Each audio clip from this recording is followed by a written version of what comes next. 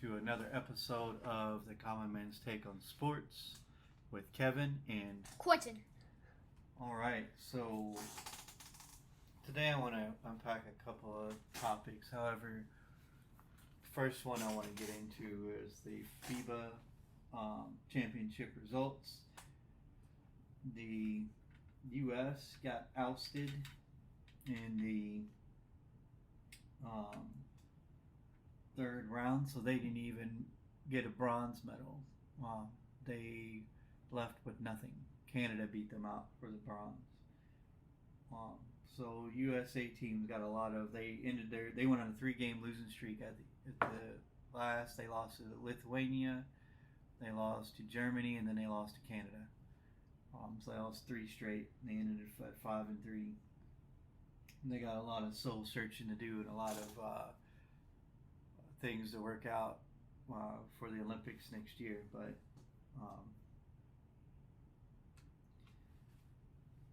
I think they got too many players who are about themselves and not about the team. I think they need to really do some soul searching and think about how they can make the team better, not just how they can shine, right? They've got good players. They just need to learn to work together. But there is one thing that I don't know if you knew. Do you know who won the FIBA championships? Germany? That's right. And do you know what 2 NBA players played for the Germany team? Franz Wagner and Mo Wagner. That's right. So they both won a championship together, which is pretty cool for 2 brothers to do that. So that's a pretty good story. Those 2 brothers were playing for Germany and they won the FIBA championships together. So that ought to bode well for Franz, and probably help him a little bit next year with his NBA game, even though he's a rising star in the NBA now. Do you know what else is significant about those 2? No. They both played for the University of Michigan. Oh, yeah. Yes, that is correct. I just wanted to throw that out there. But no, that is pretty cool for 2 brothers to win a championship like that. That's always nice to see. I think that was pretty cool for them to share. You could see it when they won. Those 2 were,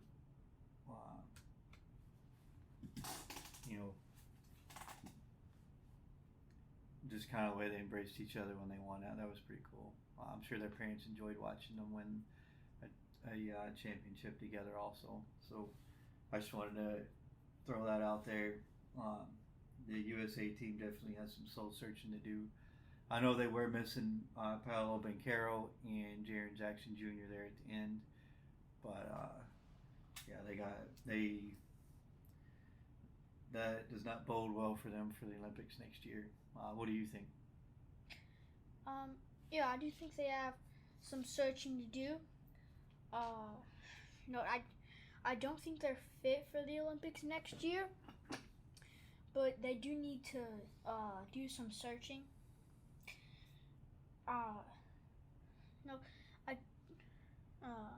They need to learn to play some defense too. Yeah, they've been allowing too much points because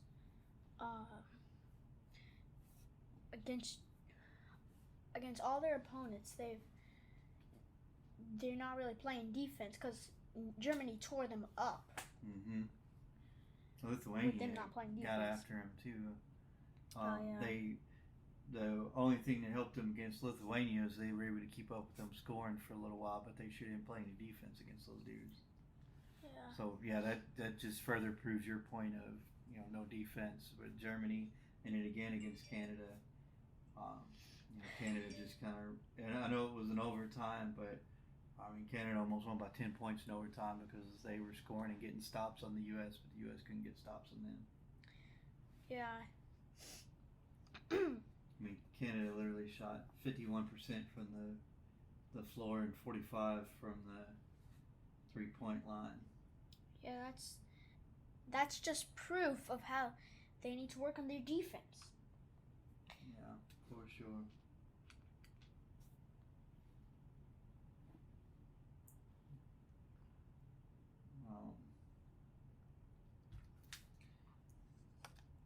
Germany shot 57% from the floor, 43% from the 3-point line. Also not good. Just to go back and look at that, Franz had 22 points in that game, 5 rebounds, and Daniel Diaz had 21 points and 7 rebounds. Mo had 10. So I mean, that's more proof of their defense. Yep. See if I can find that Lithuania game.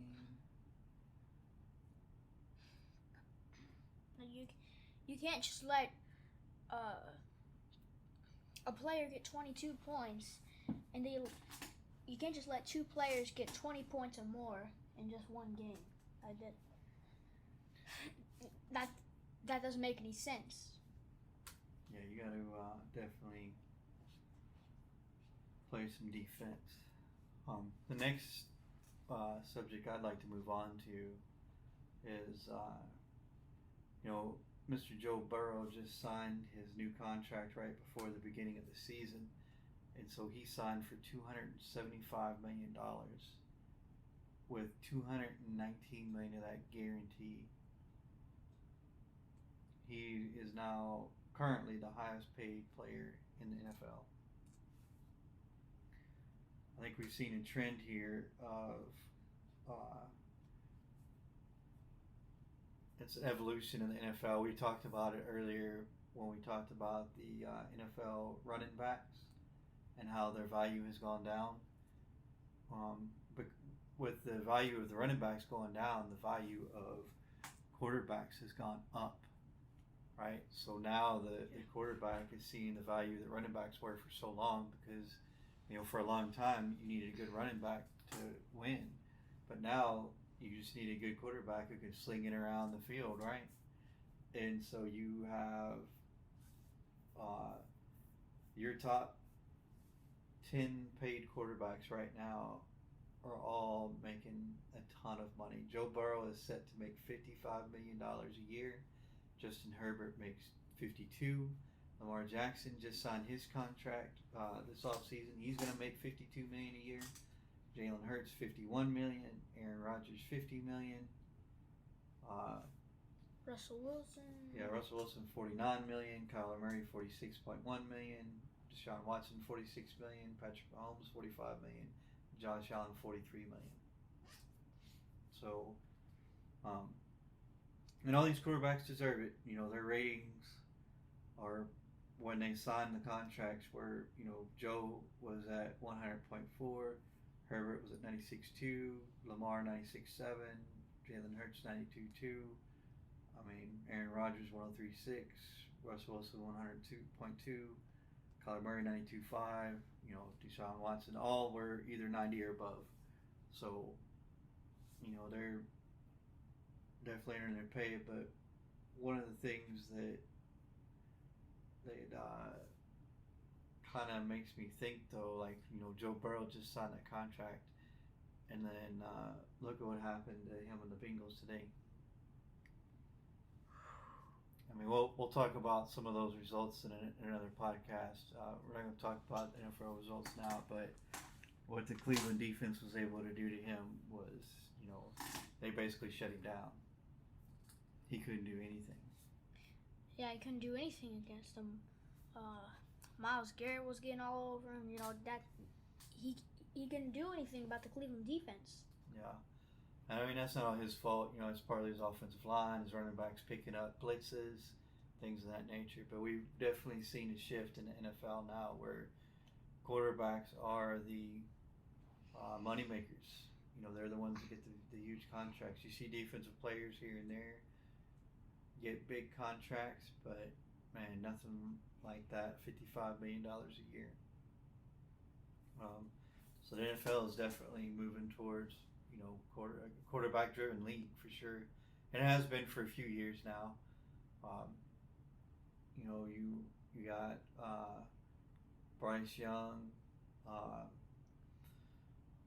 C.J. Stroud, all drafted high picks in the draft. teams are starting to draft quarterbacks high if they, put up a lot of passing numbers in college. So yeah, NFL is definitely becoming a quarterback led league. What do you think? Do you think that's good or bad? I think that's good. That's just how it works. I guess let me ask you this: Do you think Do you think it's good that this is happening at the expense of the running backs, though? Um, I I do think it's good, but for the running backs, it's gonna be, but for the running backs, it's gonna be harsh. It's gonna be tough, right? Yeah, it's gonna. So one of the things it's gonna be tough for them to get paid. And so let's talk about that too. So one of the running backs who was unhappy this offseason about his contract, he wanted a big contract, was J.K. Dobbins. Yep. And so today he hasn't played a full season since he was a rookie, I believe. And so he tore his ACL in the preseason during a preseason workout. The year before last, and last year he missed the first several weeks of the season, healing from that.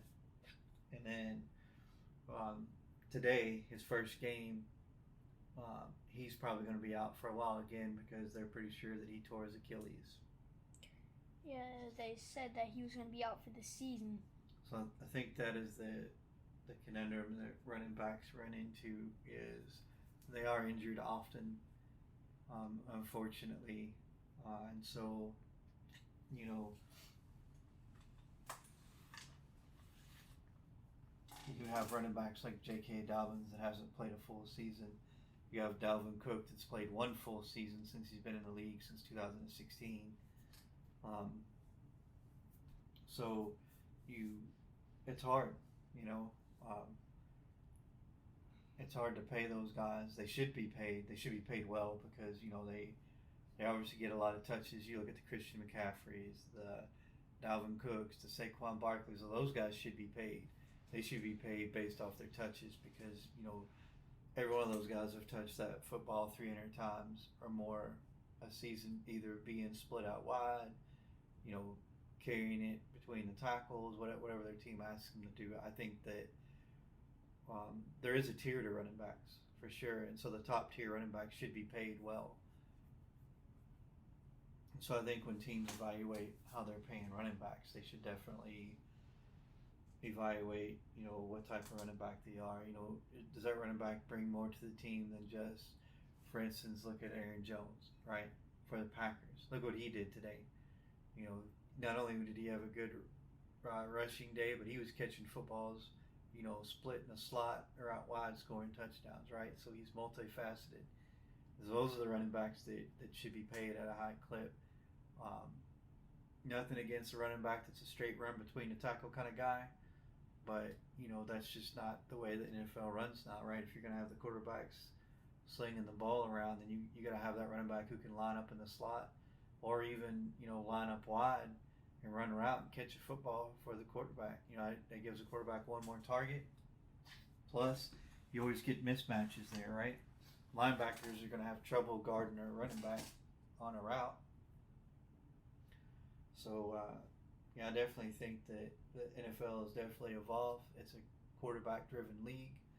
Quarterbacks are making all the money right now. Maybe it evolves again later down the road. But I think for now, running backs are the ones left out in the cold.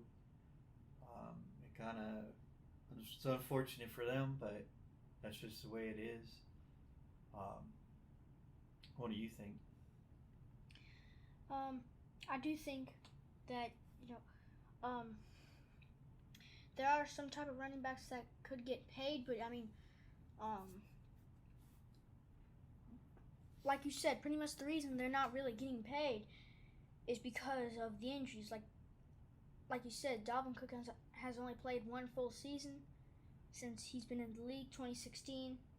J.K. Dobbins hasn't.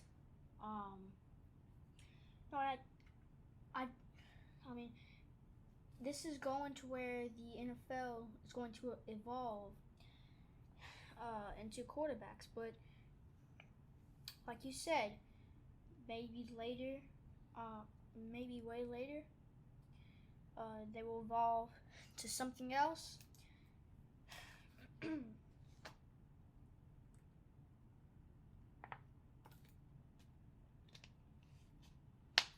mean, for a while there were some tight ends that were getting paid because they Sure. were, you're looking at your Tony Gonzalez's, your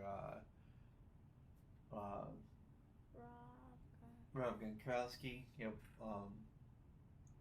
They didn't just line up like traditional tight ends. Like they could line up wide and go out. Jimmy Graham before his injuries, he was another one that could line up, out wide, not just traditional, tight end across the field. He could actually run routes. You have tight ends like that now, and so they started getting paid a lot higher, like wide receivers. So Yeah. I think everything evolves, and then it's gone from the tight ends. Now it's back to a quarterback driven league. When I was a kid, it was a quarterback driven league. You had your Dan Marinos, your John Elways, your Joe Montanas, Brett Favre's. You had these guys who were slinging the ball around the field. Dan Fouts. These guys were rolling up, 5,000 yards. They all threw for a 5,000-yard season. You had your Tom Brady's, your Peyton Manning's, Drew Brees, Troy Aikman's. All slinging the ball around the field and making money. It's kind of evolved back around to the quarterback being the most important person on the field again. And the most important person on the field gets paid, right? Yeah. So it's unfortunate for the running backs. I'm sure at some point it'll come back around. But what I would say to those young kids out there who are running backs, if you want to make the money, you got to do more than just run between the tackles. You got to be able to catch the football, because that's what it essentially each level is going to require. Even in college, they're running more to running backs who line up wide or in the slot. They're looking for multi-dimensional athletes, to play running back. So take Michigan, for instance. They have Donovan Edwards, who can run routes like a wide receiver. He's not the only one in college that can do that. You have other running backs that can do that. So it's definitely becoming a hot commodity now.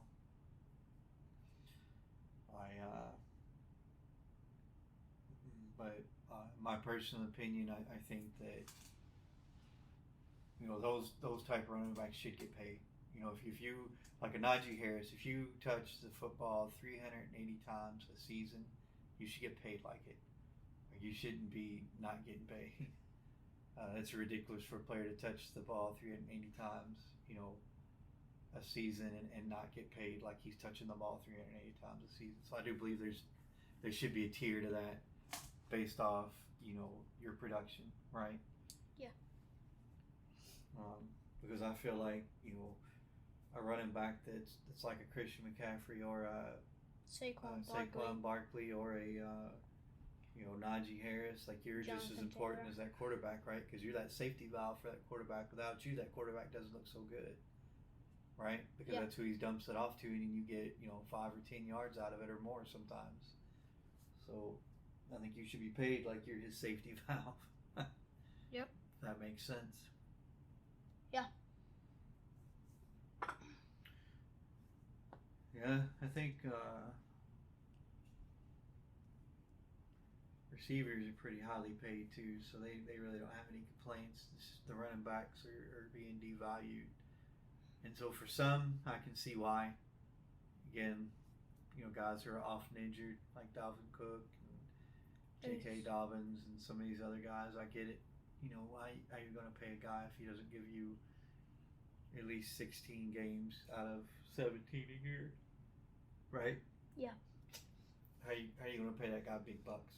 You can't. So I see that, but yeah, I just wanted to take a minute to talk about the the scale that quarterbacks are being paid at right now. Yeah. And so this guaranteed money too is something new for the NFL. Used to NFL players couldn't get that much.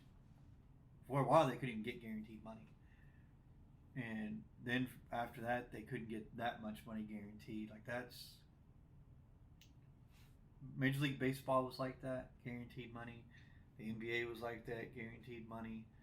But the NFL was not. So they've kind of come around and started guaranteeing contracts for NFL players. So I think it's a good thing. It can also be a bad thing. That's a double-edged sword, right? You guarantee that $219 million, and then Joe Burrow goes out and gets hurt and can't play another down for you, and you still owe him $219 million. So it's a risk you take, but it's business, right? Yeah. That's a risk the owners have to take if they want to win Super Bowls. So, what do you think? Yeah, I'm on the same page with you. I do think. I think it's about time the NFL caught up to everybody else with the guaranteed money. Go ahead. Yeah, I do think it's about time, as well for them.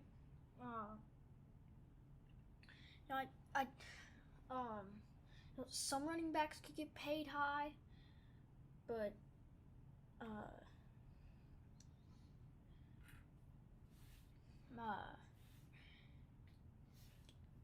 it's pretty much ever since Lamar got that big contract. It started to be quarterbacks being high paid, and then Justin Herbert thing. So that wasn't Lamar. Actually, that was, you'll have to go back to Deshaun Watson. And oh yeah. Cleveland traded for him and then paid him a huge dumb contract. And they weren't even sure if he's ever going to get to play again because he was all wrapped up in all those sexual harassment suits, right? Yeah. They weren't sure if he was going to be suspended from the NFL indefinitely, or if he was ever going to get paid again. But no, that went to that was Cleveland giving Deshaun Watson that fat check. Yeah, I mean, you never know if a player's going to get suspended or. So after Deshaun Watson got his payday, Kyler Murray got his. Then Russell Wilson had gotten his when he went to Denver. Then Jalen Hurts got his deal based off the Kyler Murray deal. And then Lamar Jackson signed. And then obviously now Joe Burrow. So yeah, that chain reaction was started by the Deshaun Watson deal, the $46 million. If I'm not mistaken, all $46 million, the $46 million a year, but his contract in its entirety, if I'm not mistaken, is fully guaranteed, no matter what happens to him, by the Cleveland Browns. So, yeah, that's pretty interesting. But yeah, he started that chain reaction. He reset the market for quarterbacks with his contract. And then everybody else followed suit after him. So, yeah, I just think that's, man, times have changed. So, yeah. Before that, just to give you a little bit of a history here, before Joe Burrow's guaranteed $219 million, the most a player in Bengals history was ever guaranteed in a contract was Orlando Brown Jr. in March, and he was guaranteed $31 million. So think about that. Let that sink in for a minute. $31 million. And now Mr. Money Joe Burrow is guaranteed $219 million. $31 million. He's guaranteed $219. Oof. Yeah, think about that for a minute. It's a big. So just to put some more perspective on this, Joe Burrow had 2 years and $41 million remaining on his current contract. So this extension won't even take effect yet.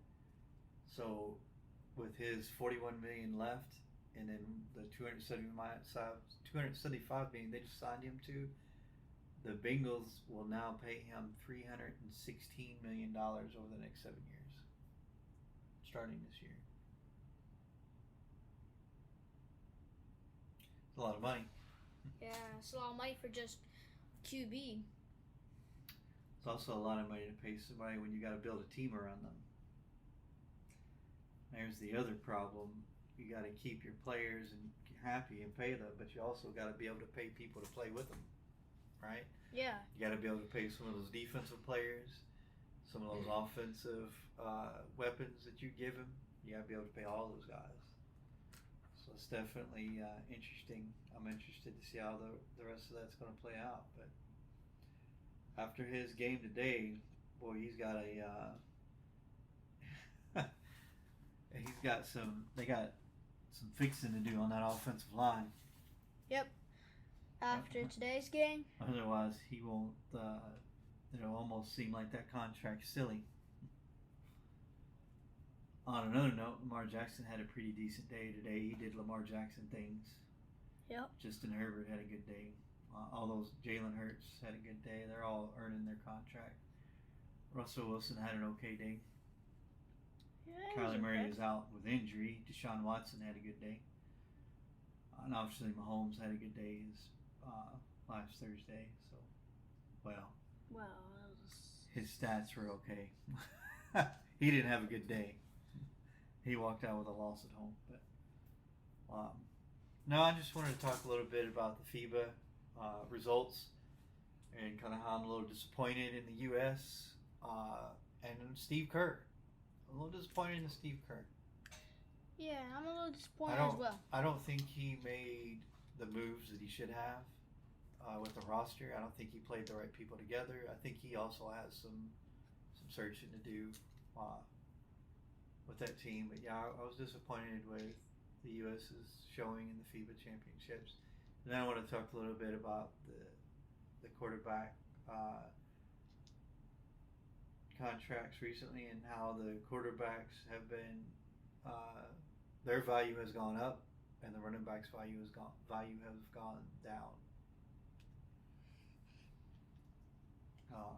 Is there anything else that you want to bring up before we end this show? No. All right. Well, that is all for our show for today. We thank you guys for listening. Once again, don't forget, we put our posts. We have a YouTube page now where we post all our episodes. We have a Facebook page where we post all our episodes. Facebook page is under Kevin Quinton. The YouTube page is under the Common Man's Take on Sports. And then also we're available on most platforms that you can find at podcasts on. So please subscribe and like our shows if you like them. Hit that like button and give us viewership. Again, we thank you for listening. We hope you enjoyed your show. We hope that you tune in again next time. Thank you.